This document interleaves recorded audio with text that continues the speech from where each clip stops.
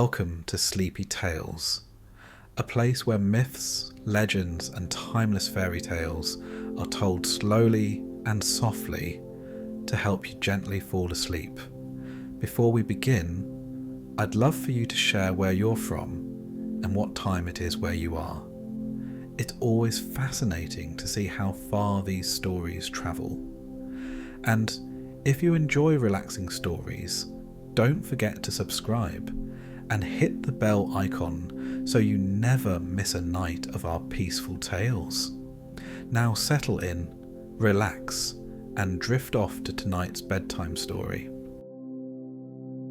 It began with a woman's longing for a forbidden plant, a hunger that grew stronger with each passing day of her pregnancy. From that desire came a bargain struck in desperation.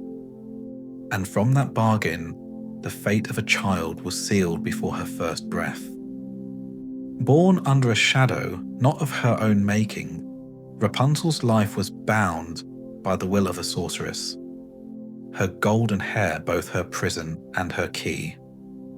Within these walls of captivity, betrayal, and fleeting hope lies a tale that endures through centuries, reminding us of the price of desire and the resilience of love.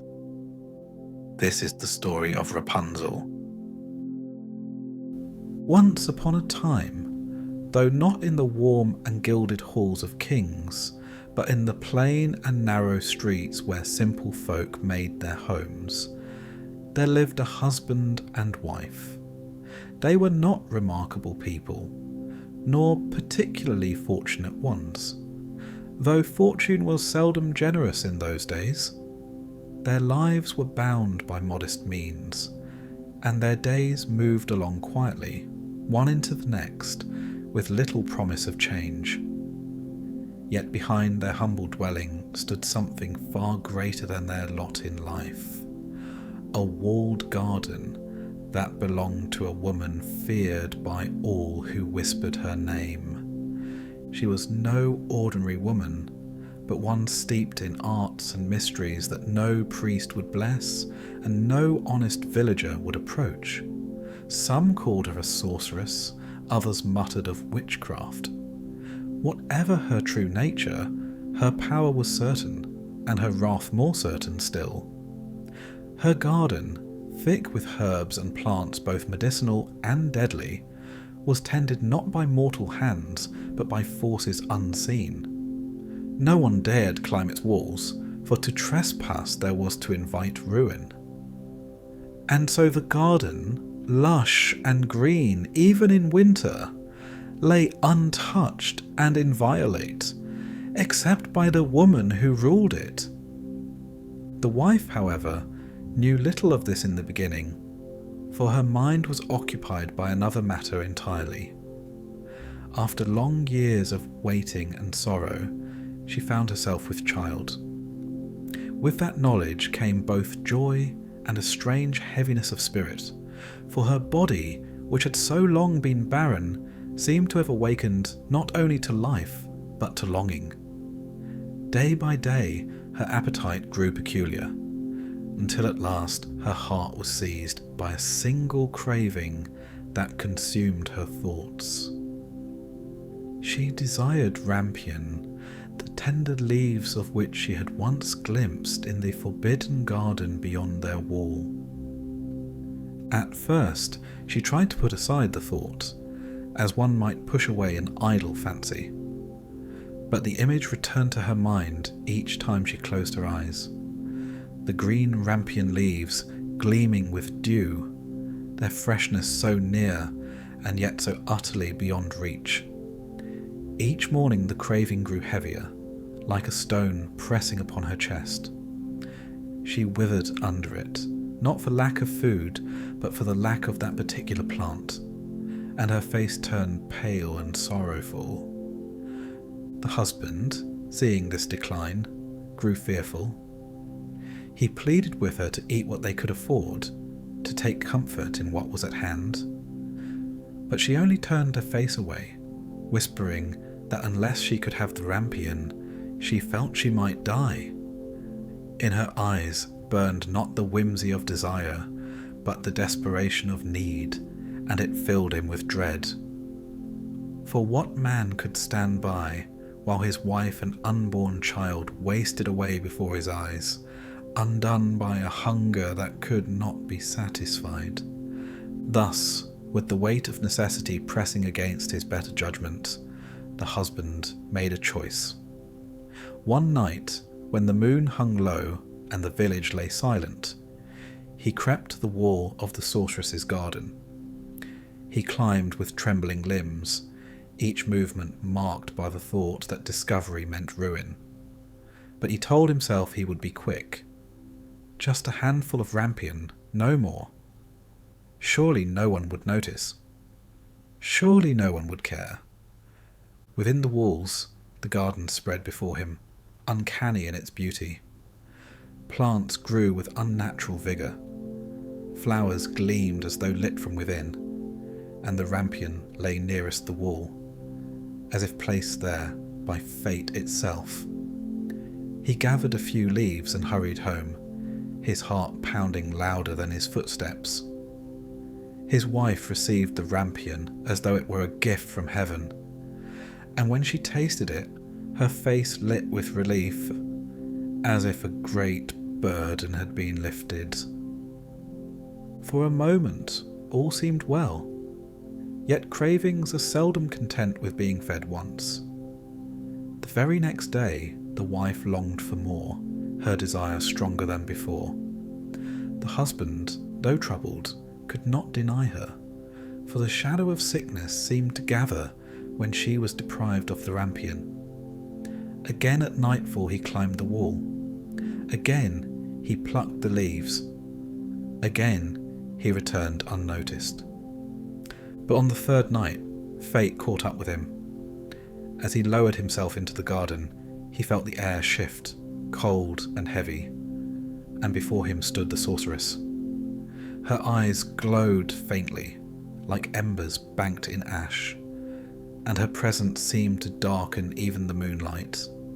She demanded to know why he dared to trespass in her sacred ground, and what manner of man thought himself bold enough to steal from her hand. The husband, trembling as one already condemned, fell to his knees and begged for mercy. He confessed that his wife, heavy with child, had seen the rampion and desired it so greatly that she could not live without it. He spoke of her suffering, of his helplessness, and of his desperate wish only to ease her burden. The sorceress listened in silence. She might have cursed him, might have struck him dead where he knelt, yet she did not. Instead, she looked past him, as if measuring not the man, but the consequence of his theft. Her lips curved into something neither smile nor frown, but an expression of grim conclusion. At last, she said he might take as much rampion as he wished, for she had no use for it herself. But mercy is never free, and her price was one no mortal would willingly pay. When the child was born, she declared, it must be given over to her. It would be hers to raise, hers to shape, hers to claim as payment for the trespass. The husband, struck with horror, dared to protest, but the words withered on his tongue. The sorceress's gaze was iron, and her promise of retribution should he refuse was heavier still. In the end, he bowed his head, as if the choice had been his all along, though in truth it was none. He agreed, and with that vow, the bargain was sealed. He returned home in silence, carrying the rampion his wife craved, yet carrying also the weight of his oath. He placed the leaves before her, and she ate them eagerly, unaware of the shadow that now hung over her household.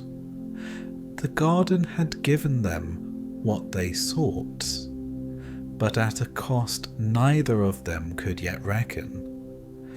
And so the days passed, and the child within her grew, not knowing it was already promised, not knowing that the world it would soon enter had already been claimed by another hand. When the hour of birth arrived, the husband and wife rejoiced for only a fleeting moment. For scarcely had the child drawn her first breath than the door of their humble dwelling opened without knock or sound of footstep, and the sorceress stood within. She did not need to remind them of their vow, for promises made in desperation cling heavier than chains. Without hesitation, she gathered the newborn into her arms, and the mother's tears fell in silence, powerless to keep what had already been promised. The sorceress named the child Rapunzel, after the plant that had kindled the craving and sealed her fate. It was a name chosen not in affection, but in remembrance of the bargain. A constant reminder that what is desired often bears a cost. From that day forward, Rapunzel belonged not to the poor couple, but to the woman of the walled garden. Rapunzel grew under the sorceress's stern care. In her earliest years, she knew little of cruelty, for she was well fed, clothed, and guarded against harm. Yet hers was no ordinary childhood. She was not allowed to play among other children, nor run freely in the fields, nor know the gentle voices of those who might have loved her. The sorceress was her only teacher, her only companion, her only authority. Her word was law, and her silence heavier still. As the years passed, Rapunzel's beauty became clear to all who saw her, though few ever did. Her hair, fair as spun gold, grew longer and thicker with each season, flowing like a river of sunlight.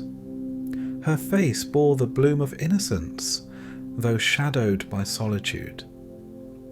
Her voice, when she sang, filled the air with such sweetness that even the stern heart of her keeper softened, though only for a moment.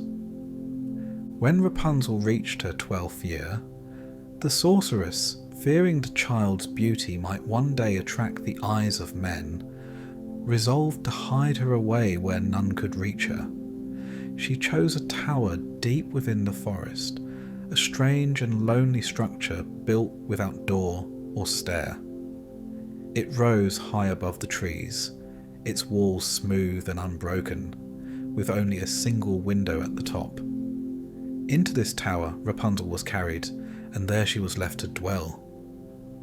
The tower was unlike any dwelling meant for life. No path led to it, no threshold welcomed the footstep of friend or guest.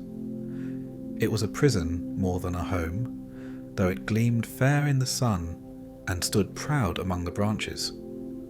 From its window, Rapunzel could see the wide world, the endless green of the forest, the birds that wheeled freely above, the rivers winding silver through the land.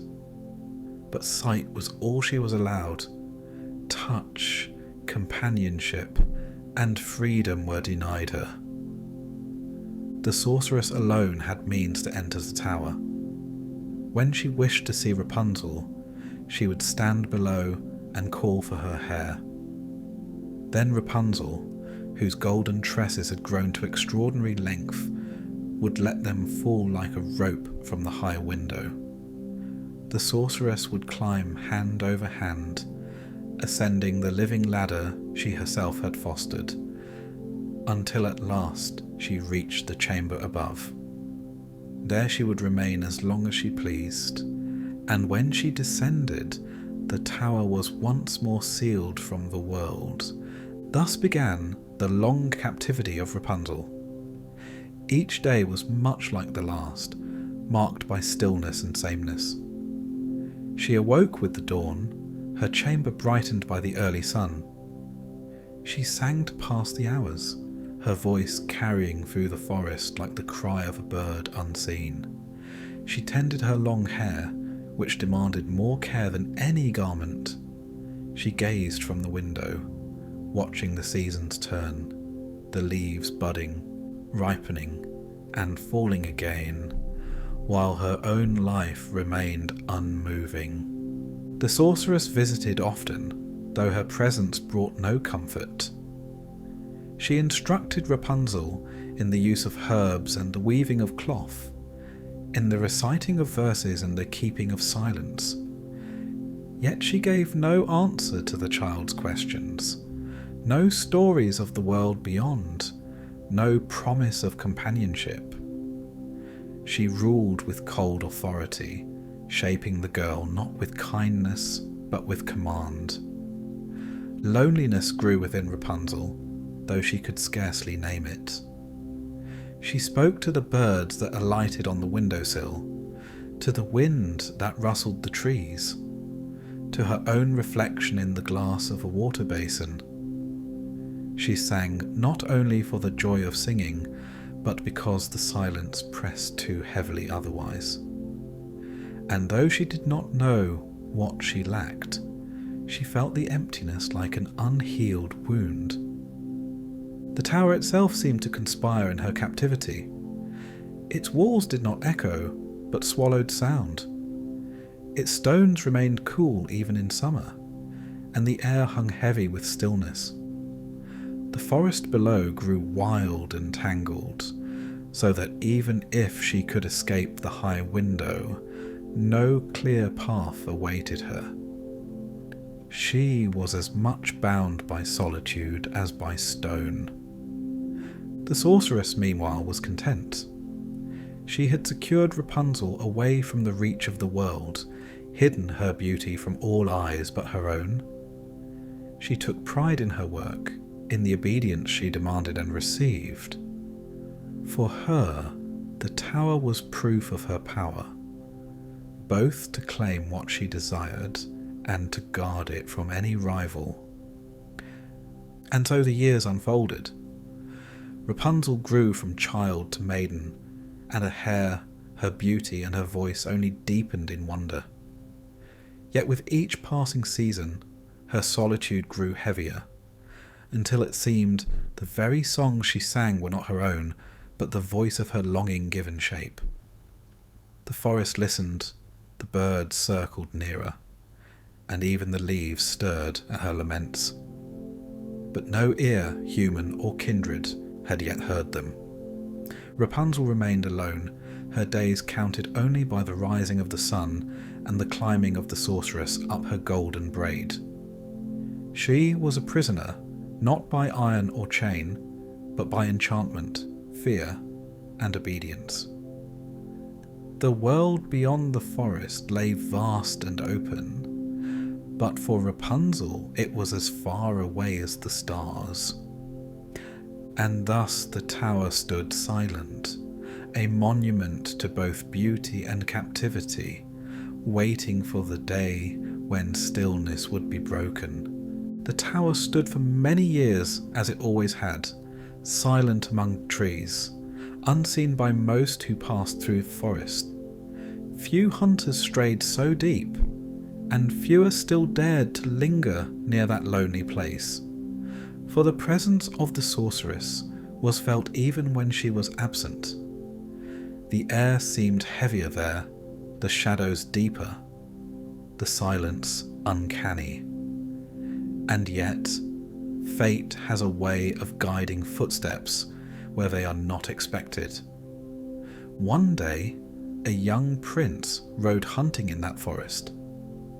He was not unlike other men of his station, fond of the chase, eager for discovery, but he carried with him the restlessness of one who sought more than sport. When the hunt scattered, he wandered farther than his companions, his path twisting among the trees, until at last he came within hearing of something strange. It was a song, clear and pure, unlike any voice he had heard. It drifted down from above, threading through the branches like a silver thread. The prince reined his horse and listened, transfixed. The melody was not meant for him, nor for any ear, yet it held him as though it were a call. He looked about, and at last his eyes rose to the tower. There, high in the window, he glimpsed a figure, a maiden with hair shining like gold in the sunlight, her face lifted as she sang into the still air. The sight pierced him with wonder, but also sorrow, for he saw at once that the tower had no door, no stair, no means by which a mortal might reach her. She seemed as distant as the moon above, bound by stone and height. He lingered until the song faded, but he did not call to her, for he knew not how to bridge the impossible distance. At last he turned away, but her voice remained with him like an echo in his heart. Day after day, the prince returned to the forest. He circled the tower from afar, listening, watching, waiting. He saw no one come or go, only the maiden at her window. Yet patience rewarded him, for one evening, as the light waned, he spied another figure moving through the trees, the sorceress herself. He watched as she drew near the tower and stood below the window. Then, in a voice sharp and commanding, she called upon Rapunzel to let down her hair. The prince stared in astonishment as the golden braid fell from the window, heavy and gleaming like a rope of sunlight. The sorceress grasped it firmly and climbed, hand over hand, until she vanished into the chamber above. The prince marvelled, but he kept his distance, for he knew the danger of being seen. When the woman descended again and disappeared into the forest, he lingered long into the night, considering what he had witnessed. The next day, when the sun touched the tower once more, the prince approached boldly. He stood at the base of the stone wall and called in the same manner he had heard before. At once the long braid fell, and his heart leapt. With trembling hands he grasped the golden rope and climbed. The stones scraped his palms, and the height turned his stomach. But he didn't falter. When he reached the window, he pulled himself into the chamber above. There he found Rapunzel, wide-eyed with astonishment. Never before had any man stood in her tower. She shrank at first, uncertain whether to fear or welcome him. Yet when he spoke gently, explaining that he had been drawn by her song and wished only to behold her, her fear softened. For though she had known only the sorceress, she felt in him no cruelty, only wonder. From that day forward, the prince returned often. Each time he called, the golden braid descended, and he climbed into the hidden chamber. Rapunzel, who had known nothing of companionship, welcomed him with a joy she had not known she could feel. They spoke long into the hours, sharing thoughts, stories, and dreams. The prince told her of the world beyond the forest, the rivers, the towns, the castles, the people. She listened as though each word were a treasure. In turn she sang for him, her voice carrying not into the void, but into ears that cherished it. Yet even in joy there was danger. The prince came only when the sorceress was absent, and each meeting carried the risk of discovery. They spoke in hushed tones, glancing often toward the window, listening for the sound of footsteps below. Still, the risk seemed small compared to the happiness they found in each other's company. As the visits grew frequent, so did their bond. Rapunzel, who had once filled her days with silence, now waited with eagerness for the sound of his call.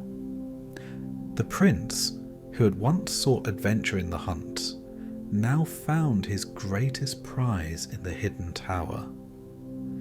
In their hearts grew a hope neither dared name aloud at first, that their lives need not remain as they were. At last, Rapunzel spoke of escape. She had no knowledge of roads or paths, no skill in crossing the wild forest. But she knew her hair could not forever bear the weight of their meetings, nor could secrecy endure. The prince, moved by her courage, promised to find a way. He devised a plan to bring with him each visit a length of silk thread, from which Rapunzel might weave a ladder. Bit by bit, the ladder would grow until at last she might descend from the tower of her captivity and walk freely into the world. It was a bold plan, and yet fragile, for each thread carried with it the chance of discovery, each meeting the possibility of ruin. Still, the thought of freedom gave Rapunzel new strength. She sang with more joy, though her voice trembled at times with the weight of hope.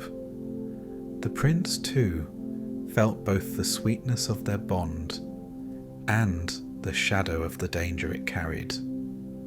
So the days passed, each visit a secret flame against the cold stone walls, each meeting a defiance of the sorceress's will. Rapunzel and the prince wove not only the ladder, but the fragile fabric of a future they longed for. Though it hung ever on the edge of peril, the tower, once only a place of silence and solitude, now held a secret life within its walls, a hidden joy, a dangerous hope. The forest around it kept their secret for now, the birds and leaves carrying her songs no farther than the prince's waiting heart. Yet even the strongest secrets cannot remain veiled forever, and the shadow of discovery lay always just beyond the window. The days of secrecy, like all fragile things, could not last. Though Rapunzel and the prince had been careful, their hope grew bold, and with boldness came the faintest slip, the smallest word that revealed too much. It was not treachery that undid them, but innocence. For Rapunzel, who had known only the sorceress's harsh visits before, didn't think of how to guard her joy. One day, as the sorceress climbed the golden braid and stepped into the tower chamber, she noted the girl's face alight with happiness, her songs carrying a new lilt, her movements touched with expectancy. The sorceress, sharp-eyed and suspicious, questioned her sternly. Rapunzel, caught unprepared, answered without guile. She spoke of how her gown grew tight around her waist, how her life in the tower no longer seemed as lonely, how she had found comfort that the sorceress had never offered. In an instant, the sorceress understood. The flush of Rapunzel's cheek, the brightness of her eye, the careless words, all betrayed her. Rage flared within the sorceress, not only for the disobedience, but for the intrusion of another into what she claimed as hers alone. The tower, once her secure dominion, had been breached, and Rapunzel's heart, once bound in solitude, had been given away. Without hesitation, the sorceress seized the golden locks that had so long been both Rapunzel's pride and her prison. With cruel hands she cut them near the scalp, and the shimmering braid fell to the floor, severed and lifeless. The sound of the shears echoed in the chamber like the tolling of a bell, final and merciless. Rapunzel, shorn and trembling, could only watch as the sorceress gathered the long braid and coiled it in her grasp. But the punishment did not end there. The sorceress, with no pity for tears or pleading, took Rapunzel away from the tower. She led her through dark forests and barren paths, far from any road or village, until at last they came to a desolate wilderness. The land was harsh, the soil dry, the air filled with thorn and rock rather than green or flower. There she abandoned Rapunzel, heavy with child, alone to fend for herself among the empty spaces of the earth. The sorceress departed without backward glance, leaving the girl to despair and survival by what means she could find. The tower, meanwhile, stood as silent as ever, but now it held no maiden at its window. The sorceress had no intention of leaving it unwatched. She coiled Rapunzel's severed braid and fastened it to the iron hook by the window, letting it dangle down the tower's wall like the living hair once had. There she waited, her heart dark with malice, for the return she knew would come. It was not long before the prince arrived, eager as always to see his beloved. He rode through the forest, his heart light with anticipation, carrying another length of silk for the ladder they had been weaving. Reaching the tower, he called as he always did, and to his delight the braid fell down. He grasped it eagerly and climbed, his thoughts filled with visions of Rapunzel's smile, her voice, her gentle presence. But when he pulled himself into the chamber, it was not Rapunzel who greeted him. The sorceress stood there instead, her eyes cold, her mouth twisted in triumph. She mocked his foolishness, told him of Rapunzel's banishment, and revealed the severed braid that had deceived him. The words struck him like blows, and despair overwhelmed him. Before he could speak further, the sorceress advanced. Her presence pressed against him like a storm. In horror and grief, the prince stumbled backward, searching for escape. Yet the chamber offered none. His only path was the window through which he had climbed. Driven by anguish, he turned and leapt. He fell from the great height, crashing into the thorn thicket that grew wild at the tower's base. The cruel branches tore his flesh, and the thorns pierced his eyes, blinding him with their sharpness. He lay among them in agony, robbed not only of sight, but of the hope that had led him to the tower. When at last he rose, bloodied and broken, the world was darkness before him. The sorceress, satisfied with her vengeance, looked down upon him but offered no aid.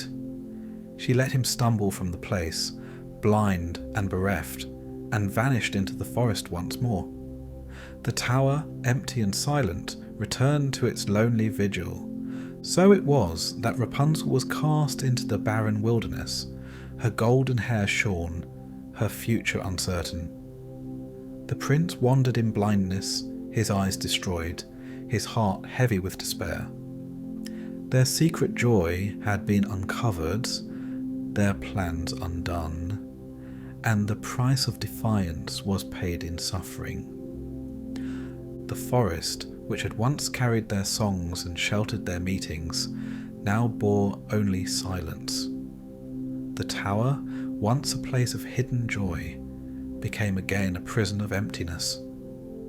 And the sorceress, whose wrath had torn their bond apart, remained unchallenged in her power.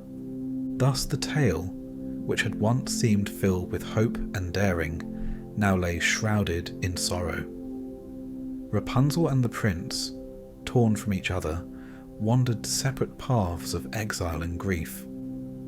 The consequences of their defiance lay heavy upon them both, and the shadow of despair stretched long across their fates. Yet fate, though cruel, is seldom finished with its work after one turn. What had been broken was not ended, though it lay scattered like shards of glass upon the ground. The wilderness held its trials, the darkness its lessons, and somewhere in the distance, another part of their story waited to be told.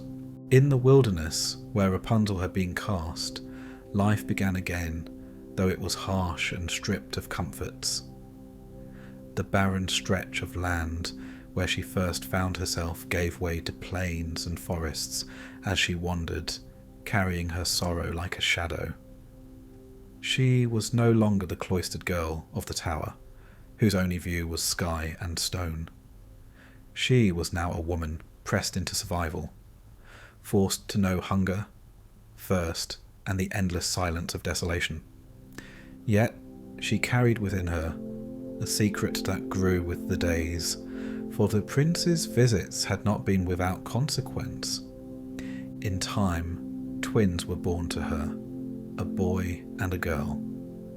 They arrived without witness or midwife, ushered into the world by a mother who had no guidance but instinct, no shelter but the trees, no comfort but the rhythm of her own breath. She held them close against her breast, finding in their small, warm bodies a reason to bear the solitude. Where once her hair had been her only remarkable possession, now she possessed something greater. Life that had sprung from her loneliness, companions who would not abandon her. Though the wilderness was unforgiving, Rapunzel did not falter. She gathered roots, foraged berries, and sought streams where the water ran clear. The children grew under her care, their laughter a fragile melody that carried across the empty stretches. She had been raised in confinement, taught only what the sorceress had seen fit to allow. But motherhood sharpened her resilience. It was as though every cruelty done to her had been turned into an unwilling lesson in endurance. Far away, the prince who had once climbed her golden hair wandered without direction. The fall that had cast him among the thorns had taken his sight, leaving the world around him in perpetual night. Yet he lived, though he scarcely cared to. His days were an endless march through forests and valleys, guided only by his memory of her voice and the hope, thin as a thread, that he might hear it again. He begged for food when his strength failed him, or gathered what little the wild would yield. His garments wore to rags, his body grew gaunt, and his spirit dimmed. Yet the thought of Rapunzel lingered, keeping him from surrender. Every bird's called, every rushing stream seemed to carry an echo of her song. He followed such echoes, though they often led him astray. Years passed this way, Rapunzel with her children, weaving survival out of hardship, and the prince stumbling blindly, refusing to yield to despair. Neither knew the other's fate, yet their suffering curved toward reunion, as though some unseen hand guided them still. It was on a day like any other, with the sky heavy and grey, that the prince's wandering brought him near the place where Rapunzel lived. His feet carried him across familiar ground, though he did not know it, and his heart stirred with a feeling he could neither name nor resist. He heard a sound on the wind, not the call of a bird, nor the rustle of leaves, but the faint, unmistakable lilt of a human voice. It was a lullaby, simple and unadorned, sung to soothe restless children. Yet to the prince, it was more than a song. It was the sound that had haunted his dreams and sustained his waking misery. He staggered toward it, his body trembling with recognition, his blindness no barrier to the truth his heart already knew. Rapunzel, unaware of his approach, sang to her twins as she rocked them in her arms. When she saw the figure stumbling from the trees, worn and broken, her voice faltered. For a moment, she thought him a phantom of memory, a cruel trick of longing. But as he drew closer, she saw the truth written in his bearing, in the lines of his face. Though time and hardship had changed him, she rushed to him. The children pressed against her sides, and he reached out, hands groping for what his eyes could no longer give him. She took those hands into her own, guiding them to her face, her tears falling freely. And it was then, as sorrow and joy mingled in her weeping, that a miracle unfolded. Her tears, warm and unbidden, touched his sightless eyes, and the darkness lifted. The thorn's cruel mark was undone, and he saw her clearly, not as a memory or dream, but in the living present. He beheld her hair, still long though shorn of its former glory, her face marked by hardship, yet radiant with life, and at her side the children who bore his blood. In that instant, the years of wandering and exile seemed as nothing. The world had been emptied of hope, only for it to return in fullness. Together they embraced, the prince holding her and their children close, his sight restored, his heart unburdened. Gratitude overcame despair, and for the first time since the tower, they were not captives to another's will. They were their own. The journey did not end there. With newfound strength, the prince led Rapunzel and the twins from the wilderness, guiding them toward his kingdom. When at last they arrived, the people received them with astonishment and joy. The prince, once lost and broken, returned not alone, but with a family forged through trials. In his halls, Rapunzel knew a life she had never dreamed possible. Rooms not of stone, but of light. Days not of solitude, but of companionship. The children thrived, their laughter filling spaces that had long stood silent. The prince ruled with a gentleness tempered by suffering, and Rapunzel, though scarred by the past, found healing in love that endured every cruelty. Thus their story, marked by hunger, blindness, exile and grief, ended not in despair, but in restoration. The sorceress's power had shaped their fates, but it had not broken them. In the end, it was not spells or walls or punishments that endured, but the quiet, stubborn strength of love and endurance. For every tower has its crumbling stone, and every exile has its end. And in the clearing of the wilderness, where a lullaby once carried on the wind, there remained only silence, for those who had suffered there had found their way home.